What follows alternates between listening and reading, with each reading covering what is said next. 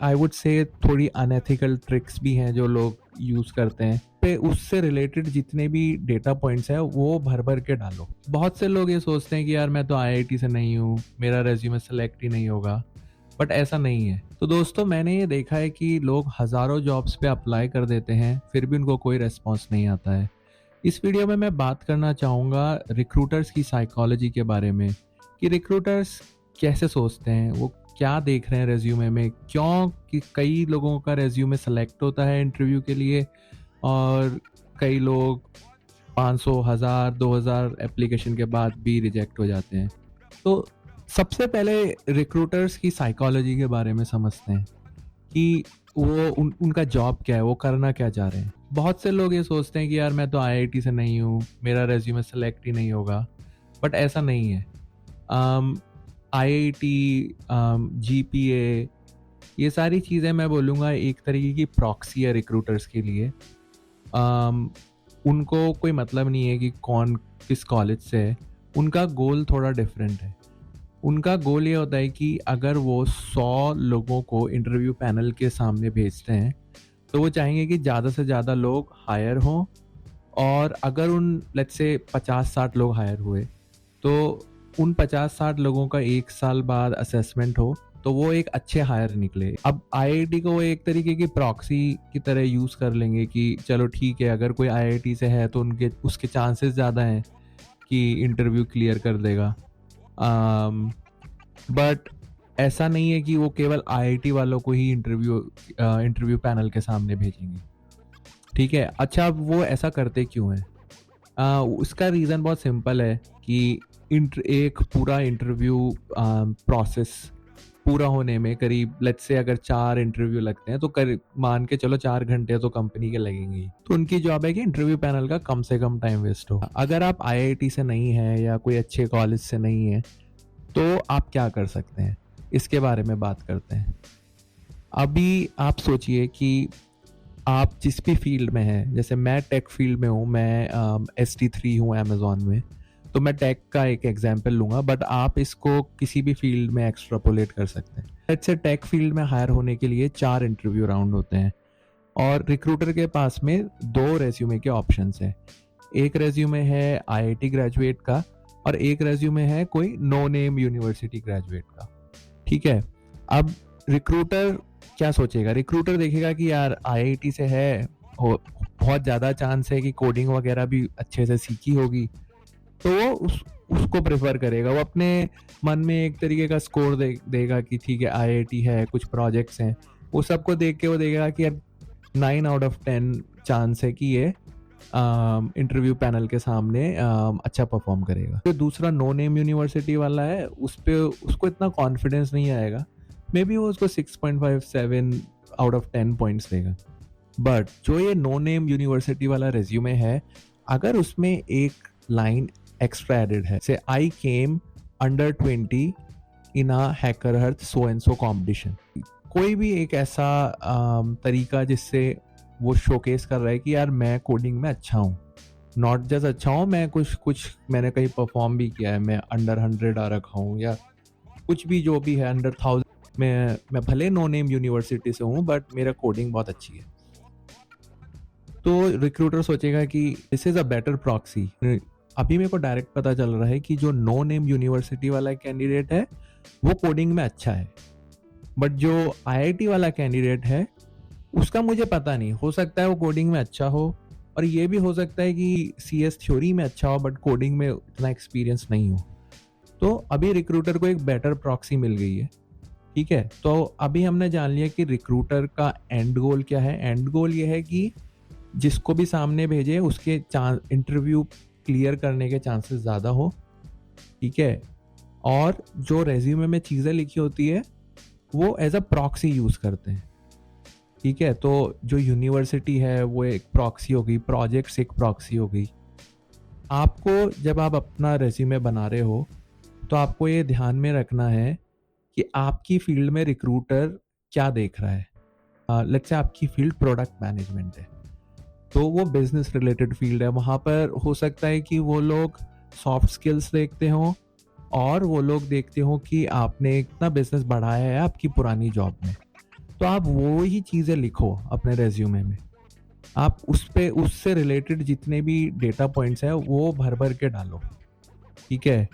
अगर computer science का resume है और कोडिंग स्किल्स एक one of the main test है इंटरव्यू पैनल का, तो आप कोडिंग रिलेटेड चीज़ें डालो कि ये दिखाने के लिए कि मैं कोडिंग में अच्छा हूँ। तो आपका यूनिवर्सिटी का भी इतना फ़र्क नहीं पड़ेगा। मैं आपके साथ एक चीज़ शेयर करता हूँ। पहले मैं अपनी यूनिवर्सिटी डालता था और मैं एक टियर 3 यूनिवर्सिटी से हूँ। फिर मैंने रियलाइज़ किया कि इतना कुछ इससे वैल्यू ऐड नहीं हो रहा, तो मैंने यूनिवर्सिटी डालना ही बंद कर दिया। क्योंकि मैं हैकर अर्थ और बाकी साइट्स पे कुछ कोडिंग कॉम्पिटिशन्स करता था और मेरे 1-2 में मैं अंडर 100 आया था। तो मैं वो डालने लगा, मैंने एक अचीवमेंट सेक्शन बनाया और मैं उस पे ये 2 लाइन डालता था और एक कॉम्पिटिशन में मैं अंडर 10 आया था। तो मैं वो वाली लाइन डालता था। जब मैंने ये डालना स्टार्ट किया, तो मुझे काफ़ी कॉल्स आने लगे। उससे पहले मुझे कोई कॉल्स नहीं आते थे और जब मैंने यूनिवर्सिटी भी हटा दी, तब भी मुझे कॉल्स आते रहे, कुछ फ़र्क नहीं पड़ा। इनफैक्ट मैं अमेज़न और मैं उससे पहले मैंने ओला का इंटरव्यू क्लियर किया था, उससे पहले मैंने एक टैप्सो करके स्टार्टअप था, उसका भी इंटरव्यू क्लियर किया था। मुझे इस पूरे इन प्रोसेस में किसी ने मेरी यूनिवर्सिटी तक नहीं पूछी। अमेज़न में 5 में से 1 राउंड में इंटरव्यूअर ने मुझसे मेरी यूनिवर्सिटी पूछी थी, 4 ने उसमें भी नहीं पूछी। तो जितना हम सोचते हैं कि यूनिवर्सिटी का फ़र्क वगैरह, इतना फ़र्क नहीं पड़ता। तो थोड़ी और बात करते हैं कि हम क्या-क्या यूज़ कर सकते हैं एज़ प्रॉक्सी। क्योंकि मैं टेक बैकग्राउंड से हूँ, तो मैं टेक की बात करूँगा। बट आप जैसा मैंने बोला है कि आप ये सेम चीज़ बाकी फ़ील्ड में भी एक्सट्रापोलेट कर सकते हो। तो टेक में मैंने देखा है ओपन सोर्स कंट्रीब्यूशन बहुत ही अच्छी प्रॉक्सी है। आई वुड से थोड़ी अनएथिकल ट्रिक्स भी हैं जो लोग यूज़ करते हैं, थोड़ी एथिकल भी है। अनएथिकल ये है कि कुछ लोग स्पेलिंग वगैरह का कंट्रीब्यूशन कर देते हैं कि स्पेलिंग सही कर दी। उतना मीनिंगफुल कंट्रीब्यूशन नहीं है, बट ठीक है, वो रेज्यूमे में लिखने के लिए हो जाता है कि आई कंट्रीब्यूटेड इन XYZ ओपन सोर्स प्रोजेक्ट। तो ये अनएथिकल का एग्जाम्पल हो गया। बट एथिकल में भी आप सही तरीके से ओपन सोर्स में कंट्रीब्यूशन कर सकते हो और वो एक बहुत ही अच्छा डेटा पॉइंट हो जाता है लिखने के लिए। इसको आप ऐसे सोचो कि यार एक तरफ 4-5-6 साल लगा के आईआईटी में जाना और आईआईटी में सर्वाइव करना वर्सेस आप थोड़ा 1 महीना 2 महीने की मेहनत करके ओपन सोर्स में कंट्रीब्यूट कर रहे हो और अगर आपका रेज्यूमे सेम लेवल पे आ रहा है, तो कौन सी चीज़ ज़्यादा आसान है। दूसरी बहुत ही अच्छी प्रॉक्सी जैसे मैंने बताया है कोडिंग कॉम्पिटिशन्स में पार्टिसिपेट करना, और इसमें ट्रिक ये है कि आपको बहुत ही हाई लेवल कोडिंग कॉम्पिटिशन्स में पार्टिसिपेट नहीं करना है। बहुत सी वेबसाइट है जहाँ पर छोटे लेवल के भी कॉम्पिटिशन्स होते हैं या फिर बहुत स्किल स्पेसिफिक कॉम्पिटिशन्स भी होते हैं, लाइक एंड्रॉयड डेवलपमेंट का कॉम्पिटिशन हो रहा है, iOS डेवलपमेंट का कॉम्पिटिशन हो रहा है।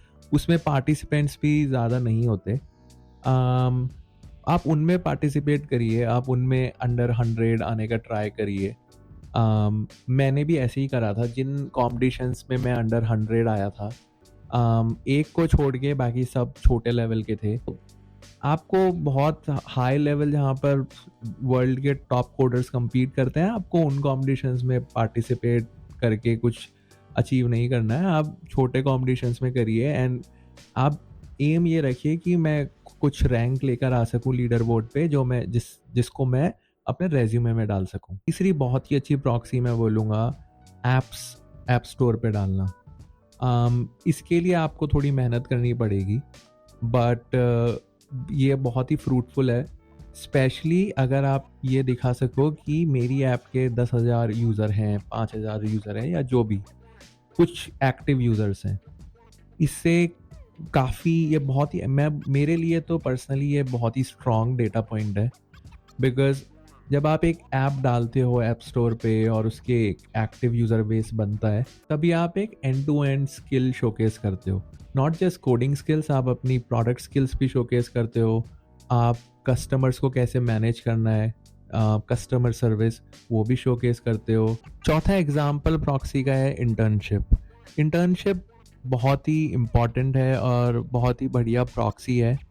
बट इंटर्नशिप में एक प्रॉब्लम है कि ये एक चिकन और एग प्रॉब्लम बन जाती है। तो इंटर्नशिप मिलने के लिए भी आपको अपने रेज्यूमे में कुछ सब्सटेंस डालना पड़ेगा, बट मैं बोलूँगा आप इवन अनपेड इंटर्नशिप्स का ट्राई करो। अगर मिल जाती है तो बहुत ही अच्छा है। एक बहुत ही स्ट्रॉन्ग डेटा पॉइंट हो जाएगा रेज्यूमे में, और वो डेफ़िनेटली आपको बहुत हेल्प करेगा आपकी फर्स्ट जॉब मिलने के लिए, जब आप अपने कॉलेज से पास आउट होगे। तो चलो यार, ये 2-4 चीज़ें मैंने आपको बताई है, आप अपने रेज़्यूमे पे अप्लाई करके देखो कि वर्क करती है कि नहीं। मेरे लिए तो वर्क करी थी, और मैंने अपने कुछ दोस्तों के रेज़्यूमे पे भी अप्लाई करी और उनको भी अच्छे रिज़ल्ट्स मिले। नीचे कमेंट करके बताओ कि आपको कैसा रिस्पॉन्स आता है।